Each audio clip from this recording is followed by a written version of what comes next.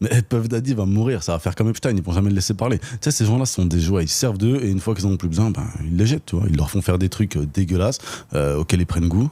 Ça leur permet d'avoir des dossiers de dingue sur eux et de temps en temps, ben, ils font une piqûre de rappel pour que les autres oublient pas à qui ils appartiennent. C'est comme ça que ça marche, ils les montent au sommet, ils leur donnent tout ce qu'ils veulent, puis ils les tiennent en laisse avec des dossiers si lourds qu'ils peuvent jamais s'en libérer. À chaque faux pas, à chaque murmure de rébellion, ben, ils resserrent les taux. Et quand le jouet est trop abîmé ou trop dangereux, ben, ils l'éliminent proprement sans laisser de traces. Le monde du showbiz, quand t'es tout en haut, c'est un monde très très sale. Tout est transaction, tout est hypocrisie et manipulation. Plus tu montes, plus tu dois payer. Je te garantis que c'est pas une vie. Ces gens-là sont pas bien du tout. Et les gens regardent, adulent et applaudissent sans vraiment comprendre que ce jeu est truqué depuis le début. Mais je veux dire, c'est même pas moi qui le dis, c'est les stars eux-mêmes qui le disent.